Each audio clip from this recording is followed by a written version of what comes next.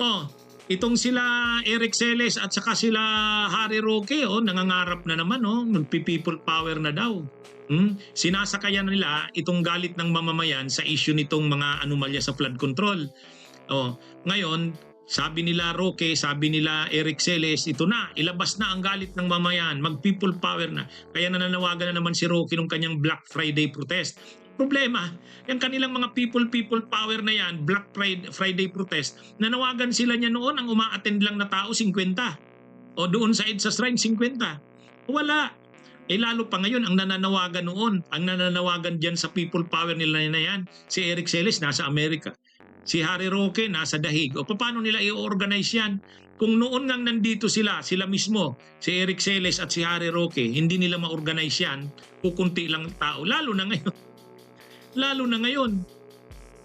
Tsaka, hindi yan tulad ng mga, mas mabuti pa nga yung mga bayan muna, bayan, Unyog, Partido Lakas ng Masa, yun, kita nyo. Talagang ngayon, nagrally sa harap ng bahay ni Diskaya, nagrally sa DPWH, nagrally sa Batasan. At sa susunod na mga araw, marami pang naka-line up. Pero itong mga DDS, wala naman to. Wala naman, hindi nila kaya yan. Nangangarap na naman ang gising si Harry Roque. People power na naman daw. Kasi ang sinasabi ni Harry Roque, hindi na makakatapos ng 2028 ang gobyernong ito. Samantalahin na natin to, galit ang taong bayan dahil sa korupsyon. Pero totoo, galit ang taong bayan. Pero hindi papayag ang taong bayan na magpi-people power. Tapos ang mananawagan, mga DDS, hindi sasama diyan ang mga tao.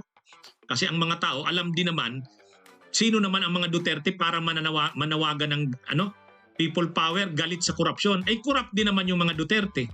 Ay, ito nga si Diskaya, panahon ni Duterte ito eh.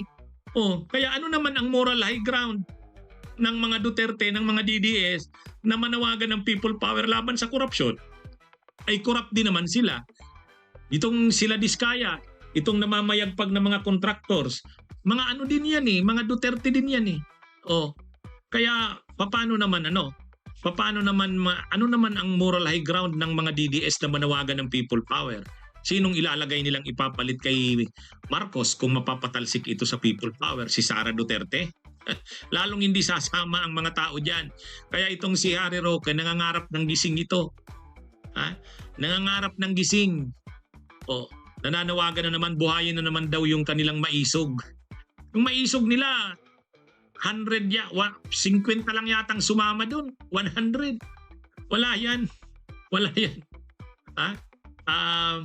Unang-una, mananawagan sila corrupt din. Wala. Magagalit sila ang mga DDS sa korupsyon, pero yung mga kontraktor, sa kanila rin yun, Duterte rin yun. Nagpatuloy lang sa ilalim ni Marcos, pero sa Duterte nagsimula na yung mga yan. Ang mga Diskaya na yan, yung mga wawaw na yan, nandyan na yan eh. Kaya ano naman ang mga officials ng DPWH na yan na nasasangkot yan? Sila rin yan, si Mark Villar. Tahimik lang si Mark Villar, pero alam niya lahat ng nangyari na yan. So anong karapatan nilang manawagan ng people power o galit ng mamamayan? Mas ang tama diyan, mabuti pa itong mga bayan muna, Makabayan Black, itong Akbayan, Bunyog, itong mga Partido Lakas ng Masa, nila Liudi Di Guzman, Lux Spirito. Ito, totoo ito.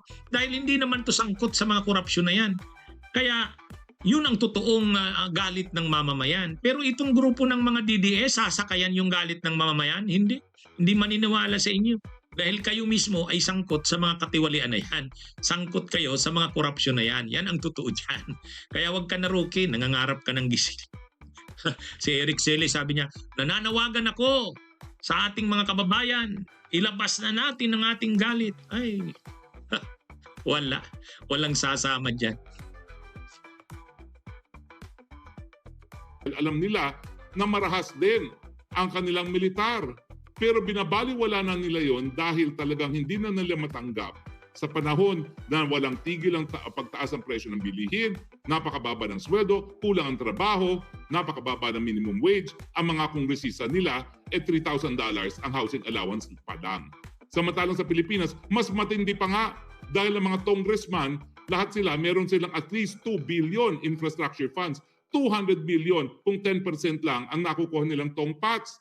E sa katunayan, mas malaki pa sa 10% na kinukuha nila. Ang sabi nga ni Magalong, 30% na lang ang natitira sa proyekto. So kung 2 billion yan, sos Mario Josep, 600 million na lang ang natitira sa proyekto. At ang 1.4 million ay nagtataginting nawawala. Mantakin nyo yung laking pera. Ang Indonesians, $3,000 kada ulo ng mambabatas, nagalit na. Lumabas na sa kalye. Ang Pilipino, hindi bababa, minimum 200 million ang kita ng mga mambabatas dahil dyan sa pulisiyang SOP sa infrastructure. Ang Pilipinas, hanggang internet lang ang galit. Kaya nga, yung kasabihan, you deserve the kind of government that you have, dahil ang Pilipino, nawala na yung paninindigan, na isusugal nila ang kanilang buhay para magkaroon ng mas mabuting kinabukasan ang kanilang mga anak. At kaya, naunahan na tayo sa huling bilang ng Vietnam. Hindi sa mas hindi galit ang mga Pilipino. Galit na tayo. Pero dahil tayo ang pinakamalawak gumamit ng internet, ang akala natin, sapat na yan para ipakita ang ating galit. Ang katotohanan, walang pakialam ang gobyerno ni Junior kung anong sabihin nyo sa internet. Dahil sila magbabayad lamang ng trolls para labanan yung tunay na pipihawatig ng kanilang galit sa internet. Magbabayad lang sila sa mga tao na ibabash yung mga gaya ko na nagsasabi ng katotohanan na tama na, sobra na. At sa tingin nila, dahil sila may pera, baliwala rin ang galit ninyo sa internet. Diba? Kaya mga Pilipino, gayahin natin ang mga ginawa ng mga Pilipino ng panahon ng 86, nung panahon na natanggal si Erap Estrada. Lumabas sa kalye, nanindigan, sinugal ang buhay at sumigaw, tama na, sobra na, dahil kung hindi, lalo tayong lalamunin ng tubig baha. Tama na po ang pasensya. Panahon na magharumintado, ilabas ang galit sa gobyernong korap, irresponsable, walang puso. Karapatan niyo po yan. Manindigan, gamitin ang mga kalsada dahil wika ng ating Korte Suprema. Sa mulat mula pa ang mga kalsada, linalaan yan para marinig ang damdamin ng taong bayan. Karapatan niyo yan.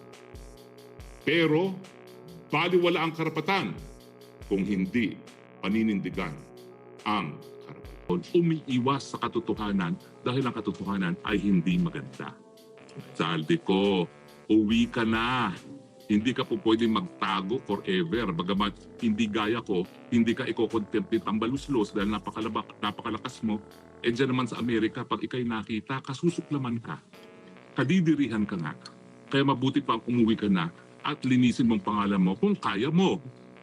Dahil lalabas at lalabas ang katotohanan. Lalo na ngayon, galit na ang taong bayan. Ngayong araw nga po meron tayong Black Friday protest. Kung kayo'y busit na sa mga pandarambong na nangyayari, pwede ba ho? Sumama na kayo sa Black Friday protest. Sumamahan nyo si Ka Eric. Dalawa nga palang rally nangyayari sa EDSA ngayon. Yung rally po ni Ka Eric at yung Black Friday protest nandyan po sa May Robinson. Kinakailangan po ang galit ninyo hindi lang sa internet. Kinakailangan ang galit ninyo makita diyan sa lansangan. Ipakita natin muli na ang taong bayan ay tunay na soberenya at kapag ang taong bayan ay nagsabing tama na, sobra na, kinakailangan magbago na. At malinaw na po ang panawagan natin ngayon dahil ang Marcos Jr. ay pinayagan ang kumpanya ni Zaldico na nagbigay sa kanya ng napakadaming kontribusyon ng eleksyon para makorner ang mga manumaliyang 1 trillion worth of flood control projects. Kinakailangan Marcos resign. Hindi po pwedeng siya ay naghuhugas kamay. Ang katotohanan, hindi naman mangungurakot ng ganyan ang mga otratisa at mga politiko kung hindi niya binigyan ng basbas. O di naman kaya siya ay nagbulag-bulagan dahil yan ay mga kakampi niya. So ang ating sigaw ngayon sa Black Friday protest, Marcos resign, tama na, sobra na, lumabas na po kayo Ano ba yan? Nadadaig na naman tayo ng ating mga kapatid na Indonesians na nandun, nagwawala na sa kalye, nagsasabi, tama na ang korupsyon ng kanilang mga members of parliament. No? Nadaig. Sapat na ako na lang yung natipipress. Pero nakakataba naman po ng puso na ang dami sa ating mga kababayan ang nakidalamhati sa akin nung ako'y naging isang taon na mumuhay in exile sa mahal kong bayan na Pilipinas. Maraming salamat po at kinukuha naman po natin ang ating lakas sa inyong patuloy. Nawawalan na ako ng pag-asa dahil parang hindi sapat ang mga kahirapan ng Pilipinas para magalit kayo, para sipain itong gobyernong ito. Bunyog, bunyog, halikan na kasama ka. Bunyog, kapag buklod ay may pag-asa. Luzon, Visayas, Mindanao, isa ang pananaw. Sa bagong Pilipinas ang bunyog isisigaw.